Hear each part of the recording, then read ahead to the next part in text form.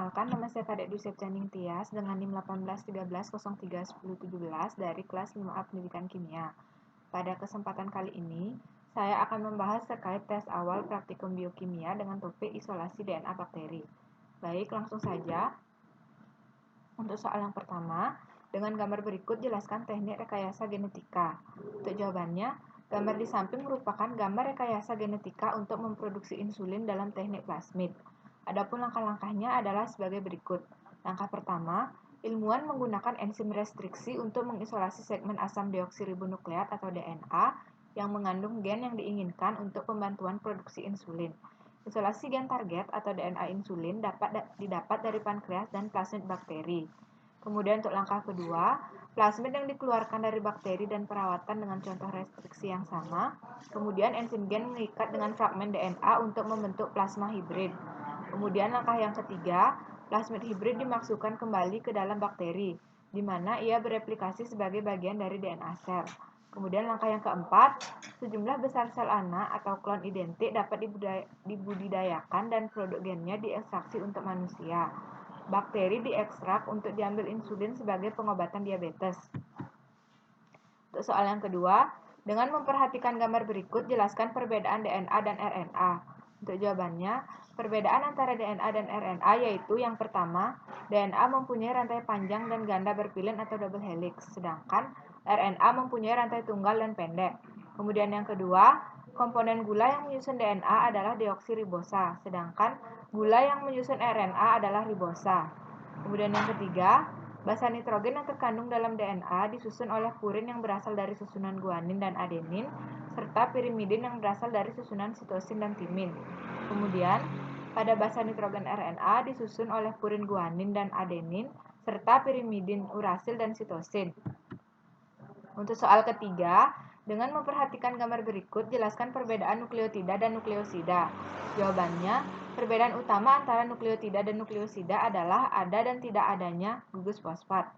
Pada nukleosida memiliki 3 komponen yaitu gula pentosa, basa nitrogen, dan gugus fosfat. Sedangkan nukleosida memiliki 2 komponen yaitu gula pentosa dan basa nitrogen saja. Kemudian untuk soal nomor 4, jelaskan ciri-ciri khas struktur helix ganda DNA menurut Watson dan Crick. Untuk jawabannya, ciri-ciri khas struktur helix ganda DNA menurut Watson dan Crick yaitu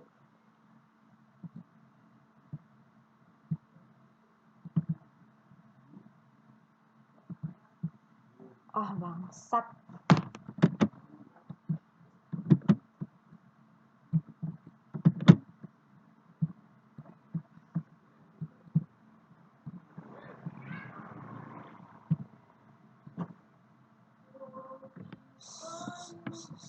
Diam. Om Swastiastu. Perkenalkan, nama saya Kadek Dwi Septianing Tias dengan NIM 1813031017 dari kelas 5A Pendidikan Kimia. Pada kesempatan kali ini, saya akan membahas terkait tes awal praktikum biokimia dengan topik isolasi DNA bakteri. Baik, langsung saja untuk soal nomor 1. Dengan gambar berikut, jelaskan teknik rekayasa genetika. Untuk jawabannya, gambar di samping ini merupakan gambar rekayasa genetika untuk memproduksi insulin dengan menggunakan teknik plasmid. Adapun langkah-langkahnya, yang pertama, ilmuwan menggunakan enzim restriksi untuk mengisolasi segmen asam deoksiribonukleat atau DNA yang mengandung gen yang diinginkan untuk pembantuan produksi insulin. Isolasi gen target atau DNA insulin diperoleh dari pankreas dan plasmid bakteri. Kemudian untuk langkah yang kedua, plasmid yang dikeluarkan dari bakteri dan perawatan dengan contoh restriksi yang sama, kemudian enzim gen mengikat dengan fragmen DNA untuk membentuk plasma hibrid. Untuk langkah yang ketiga, plasmid hibrid kemudian dimasukkan kembali ke dalam bakteri, di mana ia akan bereplikasi sebagai bagian dari DNA sel. Kemudian untuk langkah yang keempat, sejumlah besar sel anak atau klon identik dapat dibudidayakan dan produk gennya diekstraksi untuk manusia. Bakteri diekstrak untuk diambil insulin sebagai pengobatan diabetes. Selanjutnya untuk soal nomor 2, dengan memperhatikan gambar berikut, jelaskan perbedaan DNA dan RNA. Untuk jawabannya, perbedaan antara DNA dan RNA yaitu yang pertama, DNA mempunyai rantai panjang dan ganda berpilin atau double helix, sedangkan RNA mempunyai rantai tunggal dan pendek. Kemudian yang kedua, komponen gula yang menyusun DNA adalah deoksiribosa, sedangkan gula yang menyusun RNA adalah ribosa. Kemudian yang ketiga, Basa nitrogen yang terkandung dalam DNA disusun oleh purin yang berasal dari susunan guanin dan adenin, serta pirimidin yang berasal dari susunan sitosin dan timin. Sedangkan basa nitrogen RNA disusun oleh purin guanin dan adenin, serta pirimidin, urasil, dan sitosin. Untuk soal nomor 3, dengan memperhatikan gambar berikut, jelaskan perbedaan nukleotida dan nukleosida. Untuk jawabannya, perbedaan utama antara nukleotida dan nukleosida adalah ada tidaknya gugus fosfat di dalamnya. Pada nukleosida memiliki 3 komponen, yaitu gula pentosa, basa nitrogen, dan juga gugus fosfat. Sedangkan pada nukleosida memiliki 2 komponen, yaitu gula pentosa dan basa nitrogen. Selanjutnya untuk soal nomor 4, jelaskan ciri-ciri khas struktur heliks ganda DNA menurut Watson dan Crick. Untuk jawabannya, ciri-ciri khas struktur heliks ganda DNA menurut Watson dan Crick yaitu unsur DNA heliks ganda tersusun atas 2 utas polinukleotida yang saling terhubung oleh ikatan nitrogen. Ikatan hidrogen tersebut terbentuk antara 2 basa nitrogen. Purin dan pirimidin yang saling berpasangan, adenin atau basa purin berpasangan dengan timin dari basa pirimidin yang terhubung dengan ikatan rangkap 2. Sementara guanin dari basa purin berpasangan dengan sitosin dari basa pirimidin yang terhubung dengan ikatan rangkap 3. Selanjutnya soal nomor 5, jelaskan mana yang lebih kuat pasangan AT dibandingkan dengan GC. Mengapa?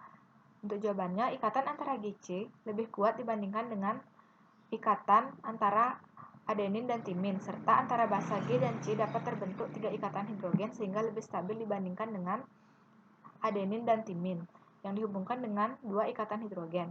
Sehingga DNA yang mengandung guanin dan sitosin lebih sulit didenaturasi atau dirusak atau diuraikan dibandingkan dengan DNA yang lebih banyak mengandung adenin dan timin. Selanjutnya untuk soal nomor 6, jelaskan fungsi struktur sel berikut. Untuk jawabannya, gambar di samping merupakan gambar dari sel eukariote.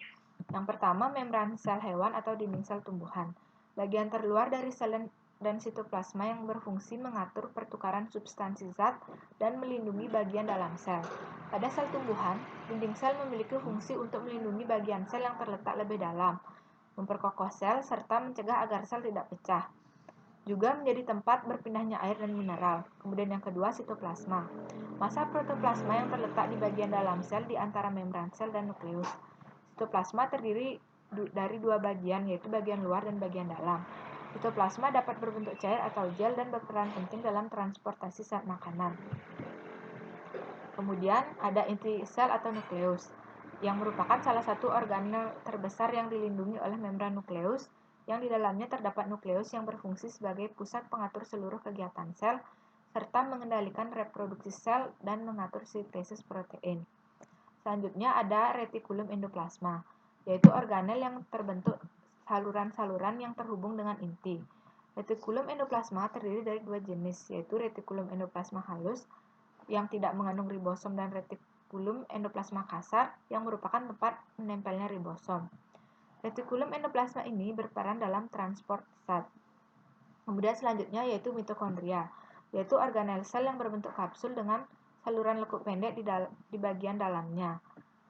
Mitokondria berfungsi sebagai respirasi sel dan sebagai pusat pembangkit tenaga. Kemudian selanjutnya yaitu badan Golgi, yaitu organel yang berbentuk bulatan yang memiliki fungsi sebagai sintesis lisosom, serta berperan penting dalam sekresi sel dan mengangkut serta mengubah materi zat secara kimia. Kemudian selanjutnya ada ribosom, yaitu organel sel yang terdapat di sitoplasma dan menempel di retikulum endoplasma kasar. Ribosom berperan penting untuk sintesis protein. Kemudian ada lisosom, yaitu organel yang banyak ditemukan dalam sel-sel yang berperan penting dalam imunitas seperti leukosit dan limfosit. Lisosom berfungsi sebagai penghancur bagian sel yang tidak berguna lagi, serta menerima zat-zat yang belum dapat terurai, juga sebagai tempat untuk pembentukan enzim pencernaan. Kemudian selanjutnya ada plastida, yaitu organel yang khas pada sel hewan sebagai tempat pigmen warna yang terdiri dari beberapa bagian seperti kloroplas, kromoplas, dan leukoplas. Kemudian selanjutnya ada vakuola, yaitu organel yang berfungsi sebagai tempat penyimpanan cadangan makanan sekaligus menyimpan zat-zat yang diekskresikan. Vakuola pada umumnya ditemui pada sel tumbuhan. Kemudian ada mikrotubulus, yaitu organel mikro yang berfungsi sebagai kerangka sel dan berperan penting dalam pembentukan spindle. Kemudian selanjutnya ada mikrofilamen, yaitu benang-benang filamen halus yang mempengaruhi konstruksi sel. Dan yang terakhir ada peroksisom. Pada hewan, peroksisom berada di dalam sel-sel hati dan ginjal. Sementara pada tumbuhan, peroksisom terdapat dalam beberapa tipe sel. Fungsi dari peroksisom ini yaitu berperan penting dalam proses oksidasi substrat, metabolisme lemak menjadi karbohidrat, serta perubahan purin dalam sel. Kemudian untuk soal nomor 7, gambar berikut adalah salah satu skema dari rekayasa genetika. Jelaskan peran masing-masing tahap dari gambar berikut. Untuk jawabannya, tahap pertama adalah tahap isolasi DNA. Kemudian tahap kedua, memotong dan menyambung DNA atau transplantasi gen atau DNA. Dan tahap ketiga yaitu memasukkan DNA ke dalam sel hidup dengan plasmid yang merupakan wahana untuk membawa gen yang diinginkan ke sel lain sehingga terjadi rekombinan. Kemudian, soal nomor 8, jelaskan prinsip isolasi DNA. Untuk jawabannya, prinsip-prinsip dalam melakukan isolasi DNA ada dua, yaitu sentrifugasi dan juga presipitasi. Prinsip sentrifugasi adalah memisahkan substansi berdasarkan berat jenis molekul dengan cara memberikan gaya sentrifugal sehingga substansi yang lebih berat akan berada di dasar, sedangkan substansi yang lebih ringan akan terletak di atas. Teknik sentrifugasi ini dilakukan di dalam sebuah mesin yang bernama mesin sentrifugasi dengan kecepatan yang bervariasi. Contohnya 2500 rpm atau rotation per minute atau 3000 rpm. Sedangkan teknik presipitasi adalah metode yang berguna untuk mengenapkan komponen dari suatu campuran yang mana pengisolasian DNA dapat dilakukan dengan cara yang sederhana, yakni dengan memecah dinding sel. Membran inti dan membran plasma pemecahan tersebut dapat dilakukan secara kimiawi maupun mekanik. Untuk soal nomor 9, jelaskan langkah-langkah kerja isolasi DNA. Untuk jawabannya, yang pertama ada penyiapan NaCl 0,15 molar. Sebanyak 0,8875 gram NaCl dilarutkan dalam aqueous sampai volume larutan 100 ml. Kemudian yang kedua, penyiapan larutan deterjen 25%. Sebanyak 12,5 deterjen dilarutkan dengan 25 ml aqueous. Kemudian yang ketiga, pembuatan larutan KClO3 5 molar. Sebanyak 6,1275 gram KClO3 dilarutkan dalam H2O. Bila tak melarut, maka dibantu dengan pemanasan dan ditambahkan dengan H2O sampai volumenya mencapai 10 ml. Kemudian selanjutnya yang keempat yaitu penyiapan bakteri dan isolasi DNA bakteri. Yang pertama, bakteri dalam medium pertumbuhan dimasukkan ke dalam tabung 1 dan tabung 2. Masa tabung terlebih dahulu ditimbang. Volume tabung yang dimasukkan bakteri harus sama. Kemudian yang kedua, sentrifuge selama kurang lebih 10 menit. Kemudian yang ketiga, hasil sentrifuge didekantasi sehingga diperoleh endapan dan filtrat. Endapan diambil sedikit dan dibuatkan preparat kemudian dilihat dengan mikroskop dengan menggunakan pembesaran 100 kali. Sedangkan filtrat dikembalikan ke medium pertumbuhan bakteri. Dan yang keempat, endapan sisa dibuang, kemudian dilanjutkan dengan memasukkan NaCl 0,15 molar dengan perbandingan 1 berbanding 12,5 dengan massa bakteri yang diperoleh di masing-masing tabung. Kemudian diinkubasi pada suhu 70 derajat Celcius selama 1 menit. Kemudian ditambahkan dengan larutan deterjen dengan perbandingan 1 banding 5. Selanjutnya dipanaskan kembali pada suhu 60 derajat Celcius selama 10 menit dan didinginkan pada suhu ruangan. Setelah didinginkan, ditambahkan dengan KClO4 5 molar dan didiamkan. Setelah itu, ditambahkan dengan isoamil kloroform dan sentrifuge. Kemudian didekantasi, endapan digulung dengan batang pengaduk. Selanjutnya untuk soal nomor 10, jelaskan cara untuk menentukan kemurnian DNA dari percobaan ini. Untuk jawabannya, deteksi kemurnian DNA hasil isolasi dilakukan dengan menggunakan metode spektrofotometri UV vis. Sampel dianalisis pada panjang gelombang 260 nanometer dan 280 nanometer dengan menggunakan aqueous sebagai belangko, sehingga akan diperoleh nilai absorbansinya. Nilai absorbansi sampel pada panjang gelombang 260 nanometer dan 280 nanometer dibandingkan sehingga akan diperoleh rasio absorbansi dengan panjang gelombang 260 nanometer dan absorbansi dengan panjang gelombang 280 nanometer. Kualitas DNA yang memiliki kriteria baik apabila tingkat kemurniannya berada pada rentang 1,8 sampai 2,0. Kemudian untuk soal nomor 11, Mengapa pada isolasi DNA darah, sel darah harus dilisiskan? Untuk jawabannya, sel darah merah harus dilisiskan untuk merusak dinding inti sel sehingga isi sel dapat keluar karena substansi gen yang diinginkan terdapat di bagian dalam, sehingga harus dilisiskan terlebih dahulu. Untuk soal nomor 12, dalam isolasi DNA ada dua tahap penyiapan bakteri. Bakteri dalam medium pertumbuhan dimasukkan ke dalam tabung 1 dan 2. Selanjutnya, masa tabung terlebih dahulu ditimbang, dan volume tabung yang dimasukkan bakteri harus sama. Sentrifuge selama 10 menit. Hasil sentrifuge didekantasi sehingga diperoleh endapan dan filtrat. Endapan diambil sedikit dan dibuatkan preparat kemudian dilihat dengan mikroskop dengan menggunakan pembesaran 100 kali. Sedangkan filtrat dikembalikan ke medium pertumbuhan bakteri. Apa tujuan menggunakan mikroskop dalam langkah ini? Untuk jawabannya, tujuan dari penggunaan mikroskop adalah untuk mengamati bahwa pada endapan terdapat bakteri yang akan diisolasi. Untuk soal nomor 13, endapan kemudian dimasukkan NaCl 0,15 molar. Dimasukkan 1 berbanding 12,5 dengan massa bakteri yang diperoleh di masing-masing tabung. Diinkubasi pada 70 derajat Celcius selama 1 menit. Kemudian ditambahkan dengan larutan deterjen dengan perbandingan 1 berbanding 25%. Dipanaskan kembali pada suhu 60 derajat selama 10 menit. Apa tujuan dari penambahan deterjen ini? Untuk jawabannya, penambahan deterjen yang mengandung natrium dudosil sulfat atau SDS menyebabkan tahap pelisisan membran sel. Deterjen tersebut selain berperan dalam melisiskan membran sel, juga dapat berperan untuk mengurangi aktivitas enzim nuklease yang merupakan pendegradasi DNA.